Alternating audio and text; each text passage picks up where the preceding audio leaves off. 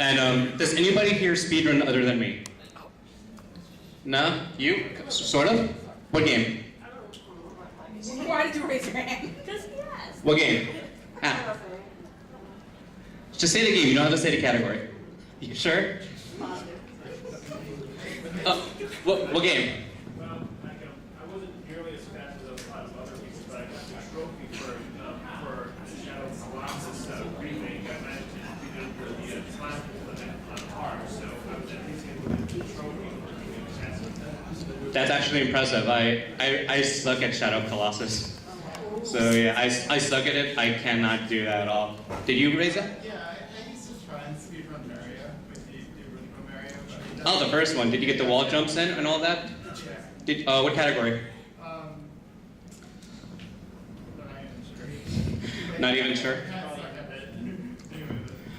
All right, so here's what I speedran. I know it's hard to read, so I'm just gonna say it all. All right, so I used to be known for speedrunning The Legend of Zelda: Link's Awakening DX. Any percent, no scoop. It means no save and quit, no wrong warp, and no out of bounds. And I used to be 3rd place back then. That was like 4 years ago. And now I'm about 27th place because I haven't played in a while. The run has optimized a lot. I also ran Ape Escape 1 for a little bit. I ran the first Ape Escape and I did the first 80% category, which was just getting to Spectre and getting the credits. And I did Pokemon Red and Blue, Catch 'em All, where I caught all 151 Pokemon in under 3 hours, using a lot of glitches. Yeah, a lot of glitches. It's still really, really cool. I recommend checking it out. Other things I did was I was known for speedrunning Final Fantasy Dissidia. I had the world record for several categories such as Cloud, Tidus, Zidane, and I was one of the forerunners. Yes? How far do you go to the city speedrun? Do you go to Chaos? At the time, we only did single character stories, but now full runs do up to Chaos now. Right. And I'm the founder of Fairy Bloom Frasier Speedrunning. I currently run Kingdom Hearts 2 Final Mix HD. And I am the world record holder of the best game ever, Sesame Street Fighter.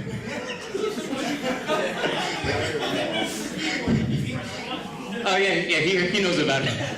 I am the world record holder of the glitchless category, and it's really, really awesome, really, really chill.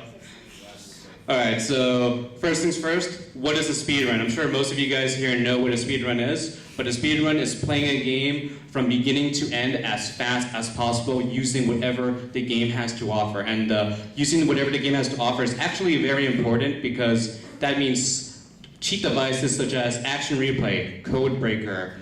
If you go to PC, game cheat engine, all of that is not allowed. Also, cheat codes are, for the most part, not allowed. It depends on the game. Some games allow cheat codes, some games don't allow cheat codes. It's a game-by-game case in that part. And a lot of people don't like glitches. I heard people get very, very disappointed when I said I glitched Pokemon Red and Blue. But glitches are really, really fast, and they make the game go by a lot faster. There are glitchless speedruns.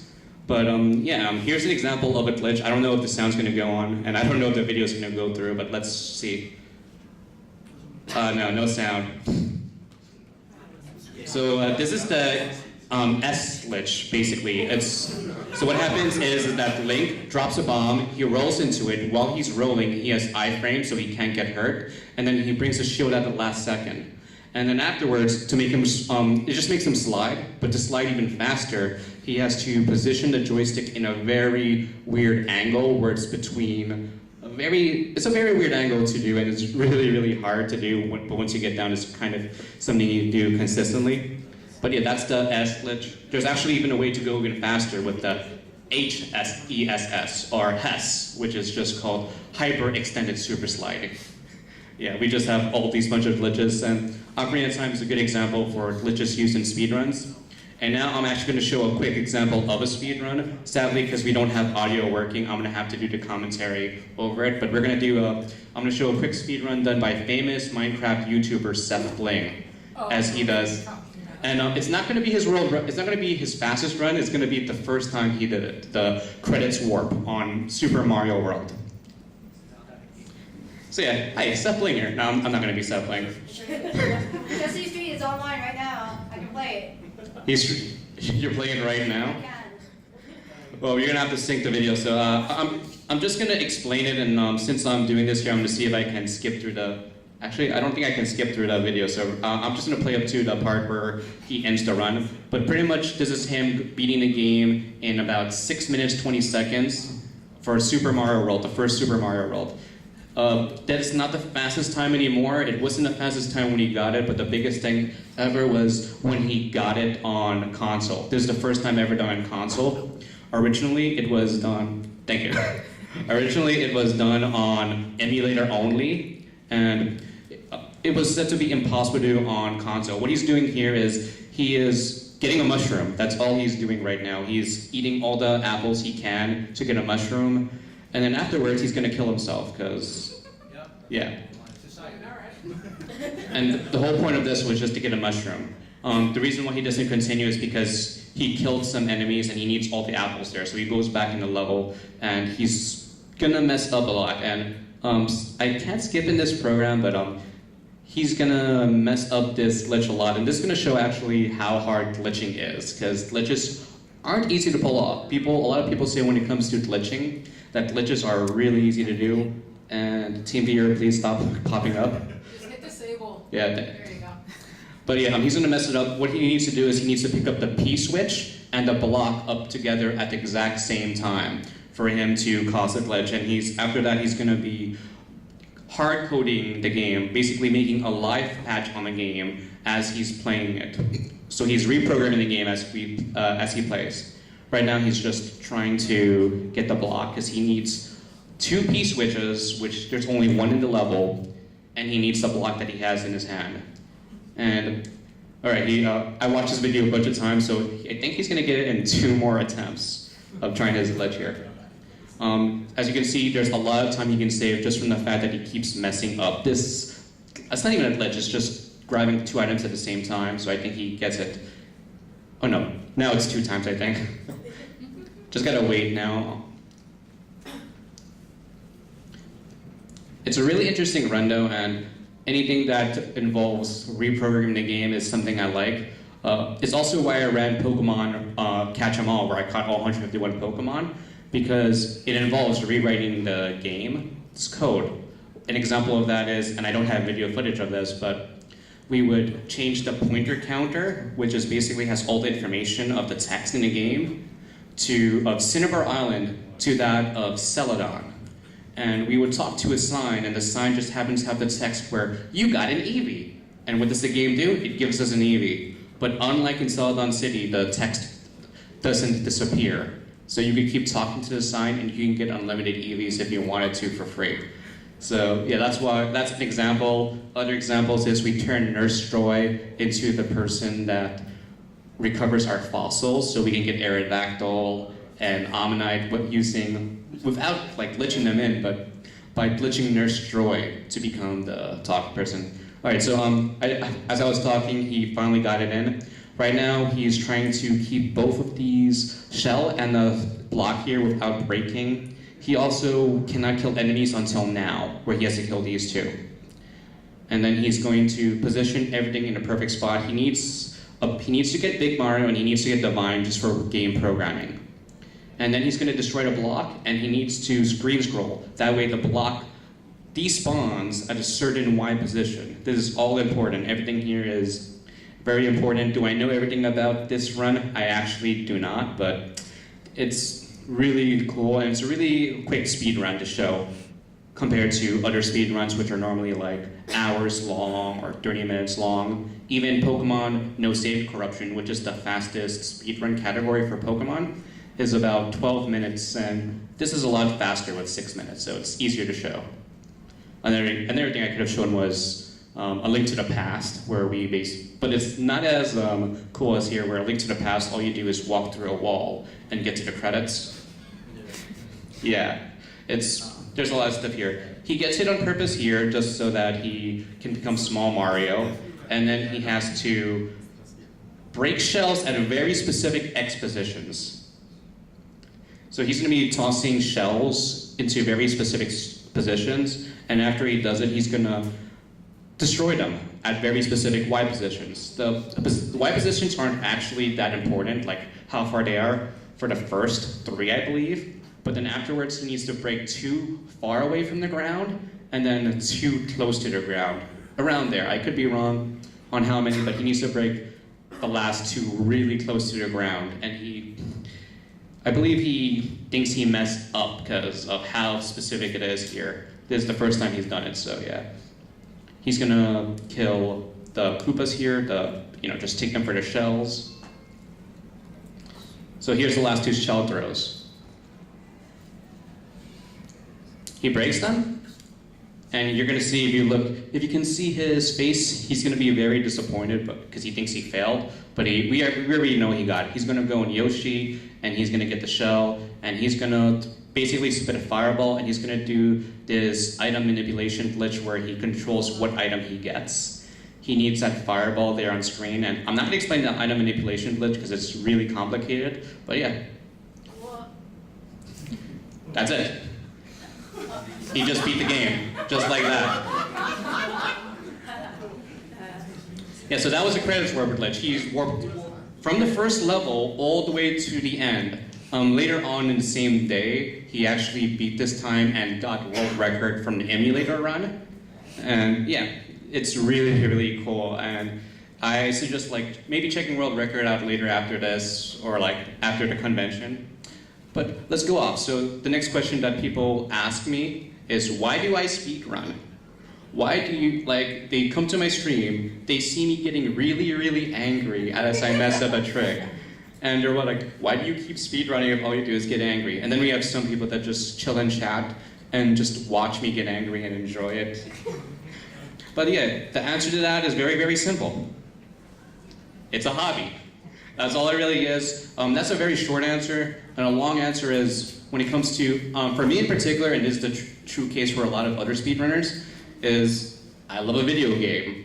I loved Ape Escape, I loved Pokemon, I loved Kingdom Hearts, and those are games I speedrun a lot. Kingdom Hearts, the game I speedrun now, back in high school, I beat 50 times casually. Just a casual playthrough. And afterwards I got the final mix and got swap magic to play it on my US PS2, and then I got Codebreaker and turned Donald and Goofy into Lingering Will, which is the hardest boss in the game, and I had to fight 2 of them at the same time.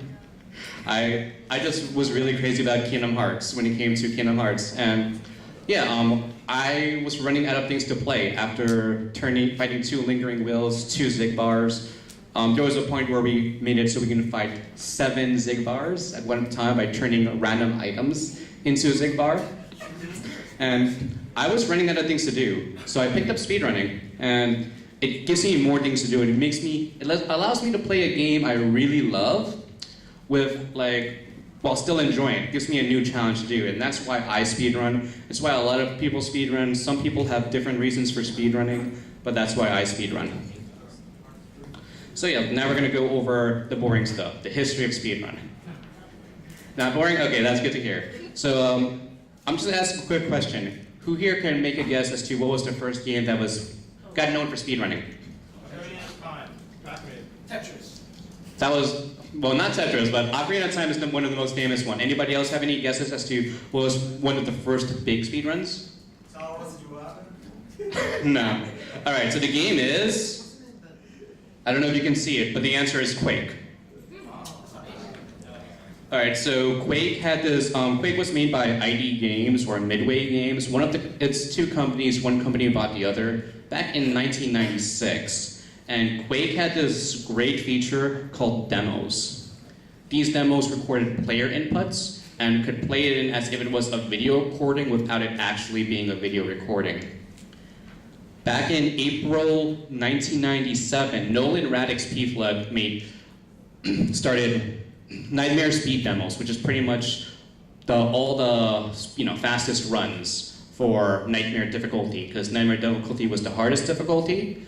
And later on, a few months later, Mo started Waddip's Quake page for other difficulties, because he didn't want to run Nightmare, and he didn't want to make it just for only people that play Nightmare. He wanted to spread out the love of speedrunning to other difficulties and make it easier to get into it.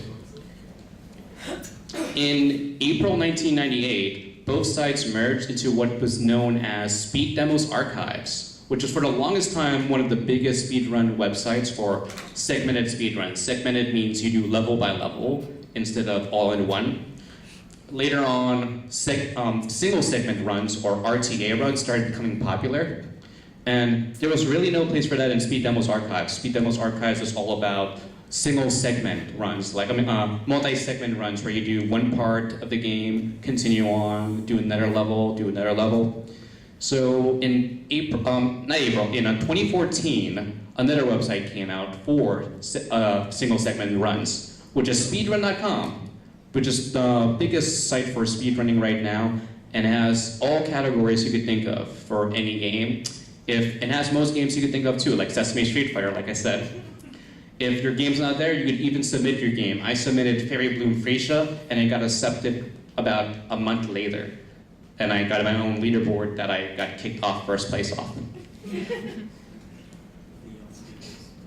So now we're going to talk about the types of speedruns. There's several types of speedruns here.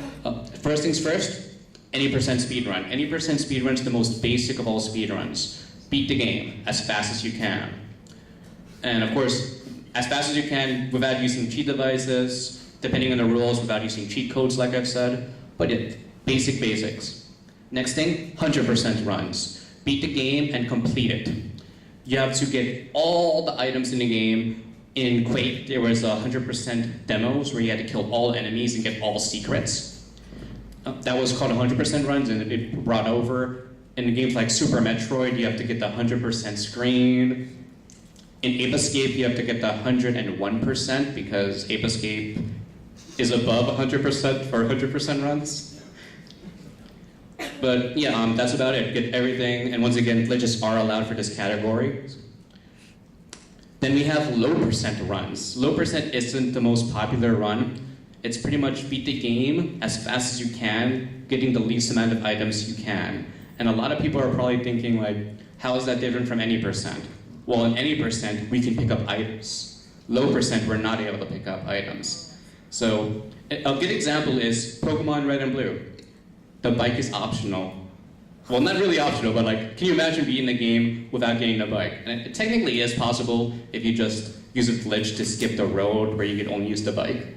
But yeah, imagine beating the game without using the bike. Or in Shovel Knight, there's a relic that makes you fly and stab an enemy. In low percent, you can't get that, but in any percent, you can. And that makes beating a lot of bosses a lot easier. A lot of strats, when I looked into Shovel Knight, kind of were based off of that relic. And it's really important. Next category is glitchless category. So glitchless basically is a category that allows people to play the game without using glitches. And there is some big controversies when it comes to glitchless. An example is, what is a glitch? How do you define a glitch? And that makes it hard. I know in Ocarina of Time, if you watch a glitchless run on a GTQ, a lot of people are complaining because they see Danny B is the current world record, I believe. He jumps off and then he gets hit by a bomb. And then it makes him make a jump that's normally impossible to make. And a lot of people call that a glitch when it really isn't. It's hard to say a glitch. Like an example of a glitch with the same effects. You do the S glitch. The S glitch that I saw before where you roll into the bomb, so you have iframes, block it to give you momentum, and then you do a backflip. And then you just fly, you just jump really, really far backwards. That'd be considered a glitch because you're using the bomb's momentum while you're invincible, as well as the shield to put you in an S state to make the jump. But for this case here, where you jump off a cliff, you get hit by the bomb, and it blows up and hurts you, it pushes you away, and makes you land, that's not considered a glitch. Were you supposed to be able to do that? No. But was everything working as intended? Yes. Other cases of controversy is Pokemon Red and Blue glitchless. There's a lot of cases of this where a lot of things were considered of being a glitch. An example is using dig in houses. In Pokemon Red and Blue, houses are considered caves. So you can use dig and just go to the last Pokemon Center you went to. Another case is, and this is actually one that is still in debate, is the Pokédoll item. The Pokédoll item in Red and Blue version allows you to escape from any Pokemon battle in the game. So there's a battle that you can't really fight unless you get the Self Scope item. The Self Scope item makes it so you can see ghosts. And there's this one forced ghost encounter where if you run away from it, it pushes you away from the stairs. But if you use the Pokédoll item, the game acts as if you've defeated the ghost without getting the Self Scope, and that saves a bunch of time, and it's within the game's mechanics. But the biggest one for Pokemon, which actually caused a rule change in Glitchless, was the bike shop. Talking to the bike shop caused questionable results.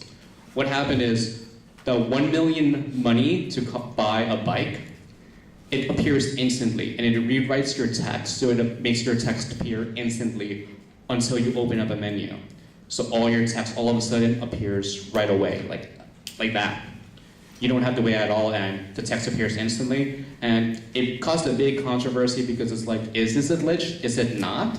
All I do is talk to the bike shop. That's all I do. A lot of people talk to the bike shop. How is that a glitch? But the thing is, like, it makes the run a lot harder, so it actually caused a split in a glitchless community, where one side basically didn't want the glitch in, and some were like, but it's the fastest, why not have it? So yeah, that's the glitchless. Last type of speedrun is, well, game-dependent categories. Pokemon Red and Blue, catch 'em all. That's a big example. Dissidia has several categories where you just beat the game with one character, like Cloud %, Tidus %. It really depends on the game. Ocarina of Time has no IM, no RBA, which basically just limits glitches. If you ask me what no IM and no RBA stands for, I actually have no idea. I know what no RBA stands for. It means no reverse bottle adventure. But IM, I kind of forget. I'm not an Ocarina of Time speedrunner, so I don't know. I follow a lot of speedrunners, but I'm not into it. So yeah, game-dependent categories. And I know I said that was the last one, but the last one isn't really something humans can do. The next one is tool-assisted speedruns, or TAS for short. This is not played by humans. We make the speedrun, but we do not play it. We record our inputs, and it happens in about 60 frames per second, so we're having 60 inputs at least per second, and that's just not humanly possible. Unless you can prove to me you can hit a button 60 times in 1 second. I see somebody being like, try me. But yeah, it's really hard. You have to hit precise button inputs at certain times, and it's just not physically possible for humans right now. Maybe if we can plug our brain into the controller, maybe we can do it. But not right now. If you guys are interested in seeing stuff like this, for regular speedruns, I'd go to speedrun.com again. Best site for looking up speedruns. You could search up the game, search up the category. You could look at the leaderboards. If you want, you could watch 15th place of a game you like for some reason. You don't have to watch the world record if you want to specifically watch 15th place. And for task videos, I recommend going to taskvideos.org, because that's where all the tasks are. Even if you guys aren't interested in speedrunning, I highly recommend checking the tasks out, simply because task videos are really, really cool, and they're mind-blowing, seeing the game played in a way that developers never expected. Rules and tasks are kind of ignored. For example, Link's Awakening DX, you cannot use the left-to-right glitch, because you cannot hit left and right on a Game Boy Color at the same time. But task videos kind of just ignore that and just let it go through, just to make the game really, really crazy. And there's actually a task video that was done a few years ago on a GDQ where TaskBot plays Brain Age. And if you guys haven't seen that, just watch it. I'm not going to say anything more. Watch it. Yeah. Lady here agrees with me. So yeah, next thing, how everybody probably knows about speedrunning. Charity marathons. I don't know if you guys can see, but here we have Caleb Hart 42. He's playing Mega Man X 100%. And this was like, yeah, Awesome Games Done Quick 2013. Caleb Hart is a famous speedrunner. He's known for playing games shirtless, until the rule was guys can't stream shirtless on Twitch anymore. And now he streams with a muscle shirt because, yeah, he just can't stream shirtless no more. It's kind of a shame, but yeah, charity marathons, these were really, really big. The big ones are AGDQ, or Awesome Games Done Quick, SGDQ, or Summer Games Done Quick, or European Speedrun Assembly, or ESA. The last one isn't as famous as the two GDQs, but it's the biggest speedrun marathon in Europe, and it's really cool. I actually like it more than GDQ as of now, but that's just me, and the rules are also a lot more lenient, so you get a lot more better commentary, in my opinion, but that's just my opinion here. These charity events, these are just the big ones here. There's a lot of charity marathons for a lot of different charities. So we have AGDQ did Doctors Without Borders, I think, or American Cancer Foundation. GDQ does both of them. There's charity marathons for a lot of things. There's some even for sick kids in Canada. Why would, you hear that? A charity for sick kids in Canada. How can you not donate to that? They got it. Yeah, that's true. They do have free healthcare. Yeah, they need more though.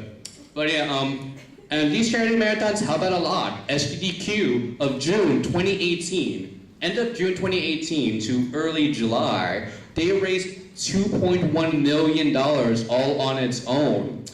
That's just a really big amount of money. And smaller marathons can raise anywhere from a few $100s to a few $1,000s. And even though it's not as much, it's still a big help to any charity event that they're supporting. So yeah, what you need to get into speedrunning is a game. I don't know if you guys can see it, but my favorite one is the Glover. It's a big meme in the speedrunning community. At least it was a few years ago. I don't know about now. Maybe, I think Pepsi Man is not a new big meme in speedrunning. Pepsi Man! But yeah, so what you need to get into speedrunning is a game. I would recommend, for your first speedrun especially, a game that you love, a game that you could find yourself playing over and over again. I told you how I got into speedrunning Kingdom Hearts 2. Ape Escape, that was my childhood, so I speedran that. But it needs to be a game you love, because speedrunning takes a lot of practice and dedication. You're going to be playing the game a lot, and if you don't enjoy it, it's not going to be as fun. You want to enjoy the speedrun, even if and you also need to still love it after you temporarily hate a speedrun, hate this game. Oh my god, I hate this game. You need to learn to love it afterwards. Another thing you need to get into speedrunning is the community.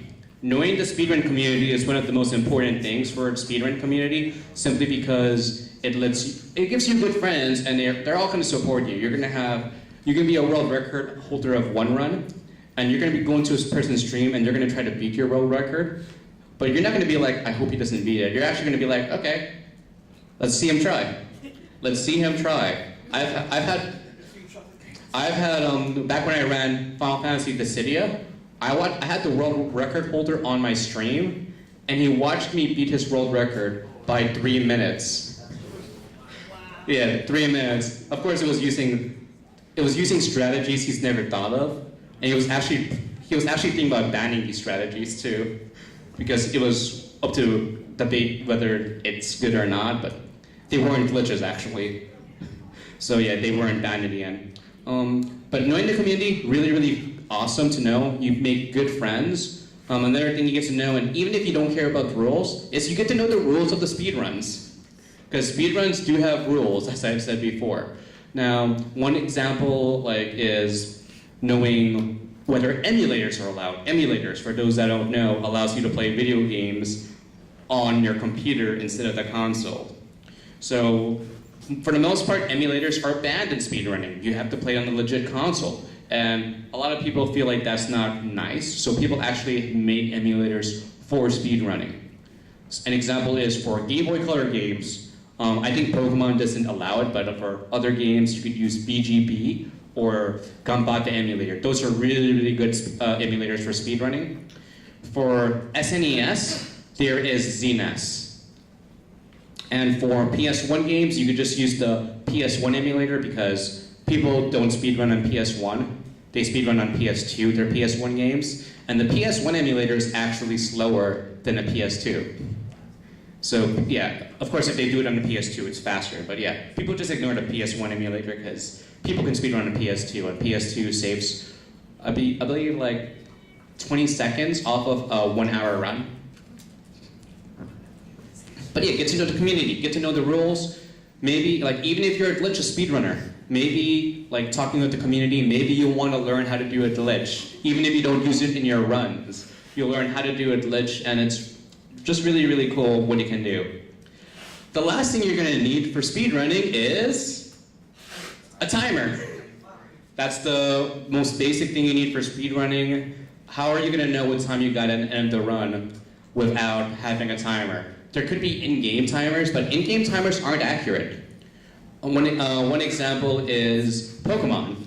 At Pokemon, end of Pokemon, for the longest time we used in-game time for timing Pokemon, and we'd get an in-game time, world record was 1 hour and 55 minutes, but then the person had his real timer say 1 hour and 59 minutes. That's 4 minutes lower than the actual in-game timer. And that's because the game has lag in their in-game time. So it's not going to tell you the actual in-game time. Some in-game timers are good. If you guys are familiar with the new indie game called Celeste, Celeste in-game timer is actually accurate. Then we have other in-game timers like Sonic, which is actually not accurate, but people use it simply because real-time speedrunning is actually slower because once you make it to the end of the game, once you make it to the end of the level, it calculates your points, and calculating the points takes forever in the original Sonic game. So they use in-game time for that, but that's one of the few exceptions we have for in-game time. Most cases, in-game timers are very inaccurate. Another thing that timers are good for is a lot of timers have splits. Now, if you're using a stopwatch, you're not going to have splits unless you have the stopwatch on your phone dedicated for speedrunning. That actually does exist.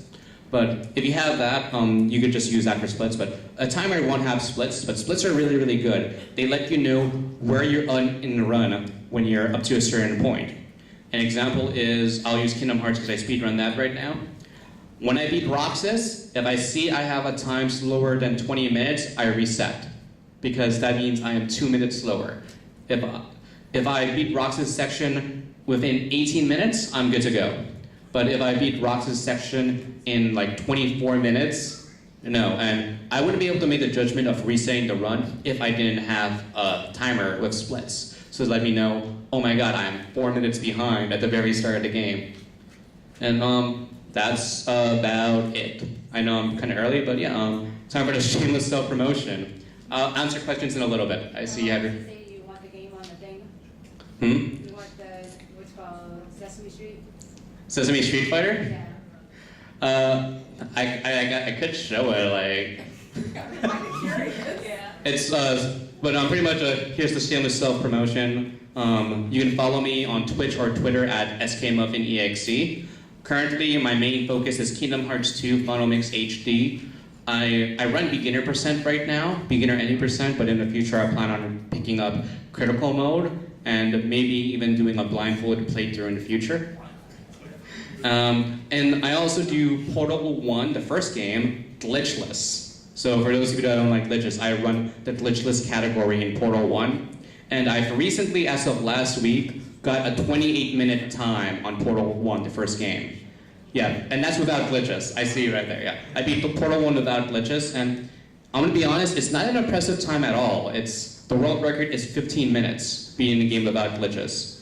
And I beat it in 28, but I don't care. It's not. I don't take Portal seriously. I run it for fun, and I run it for my own personal enjoyment. And I'm having fun running Portal, and that's all that matters in the end. That's all speedrunning is in the end. We try to beat the game as fast as possible, but the whole point is having fun. Anyways, any questions? Do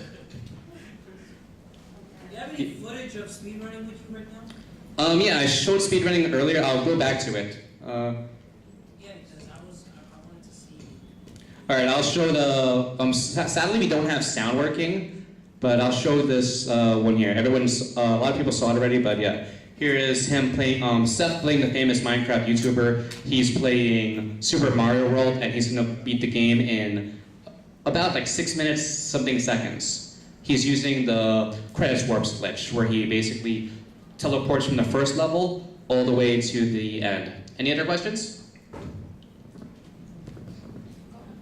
So how do you figure out, because like that's the one thing I've always been wondering about speedrunners is how do you learn like the route for a specific game? Like how do you figure out what it is that